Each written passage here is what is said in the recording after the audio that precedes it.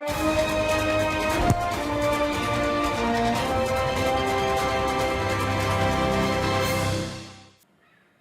7e journée de top 14 au stade Mayol, Toulon face à Montpellier, le deuxième face au 10e avant l'entame de cette journée. Mais des Toulonnais qui sortent de 2 revers en déplacement, qui se doivent de réagir. Des Montpelliérains qui à l'inverse ont regoûté au succès sur leur terre lors de la précédente journée, qui sont menés 3-0 après une pénalité de Enzo Hervé et qui trouvent les premiers l'ouverture sur cette action éclair après touche.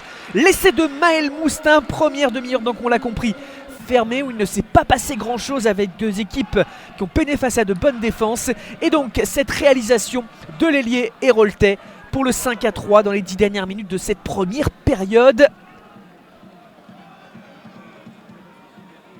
Montpellier prend le score à Mayol grâce à Moustin. La transformation ensuite de Thomas Vassan pour le 7-3.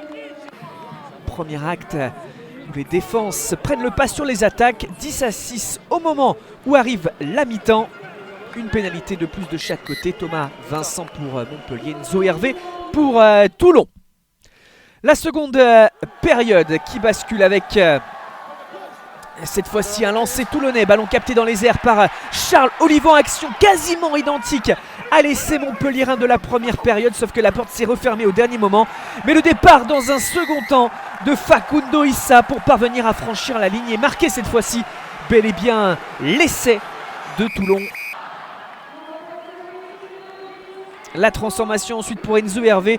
Les Toulonnais en réaction réagissent, sonnent la révolte dans les pas de leur argentin avec Sandrine Agricole attentive sur le banc. Toulonnais, 3 points d'avance à l'heure de jeu pour Toulon. Un coup franc pour les Toulonnais suite à la mêlée. Jouez vite. Pas de touche. La relance ambitieuse est trop ambitieuse des Montpelliérains qui ont fait une passe difficile et à l'aveugle. Baptiste Serin, l'expérience qui a parfaitement suivi pour venir marquer un essai magnifique dans sa réalisation, surtout dans l'interprétation de la défense adverse. Thomas Vincent qui tente une passe très compliquée. Baptiste Serin qui cherchait le 50-22 au départ a eu raison d'y croire. Ça fait 20-10, ça fait 10 points d'avance pour Toulon qui essaie de dérouler dans le dernier quart d'heure sur un ballon porté qui avance. Teddy Bobigny derrière la ligne pour le 3e essai. Ça y est, cette équipe du RCT est en ordre de marche, se détache, fait le break. On prend de la hauteur et on apprécie du côté de Toulon.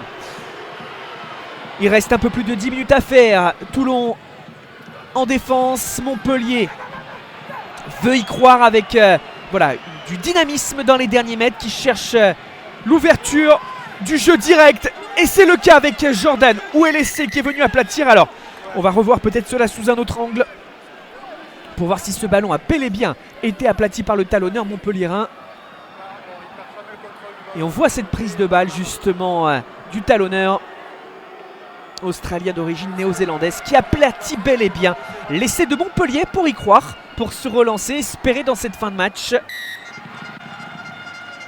La transformation de Stuart Hogg, titulaire à l'ouverture pour ce match, 25-17, il reste du temps. Mais finalement, sous les yeux de Benjamin Fall, la 80e minute. Et Garbizi qui dévie du plat du pied ce ballon pour Giuta Vainicolo, alors qu'ils peuvent conserver le ballon les Toulonnais. Ils préfèrent déclencher avec Giuta Vainicolo. L'exploit individuel de Giuta Vainicolo qui va jusque derrière la ligne sceller le sort de ce match et bel et bien offrir la victoire à cette équipe de Toulon face à Montpellier. Il part de son camp pour une accélération magnifique.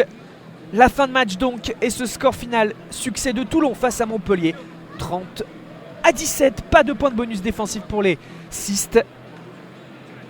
Les Varois qui se relancent bien devant leur public.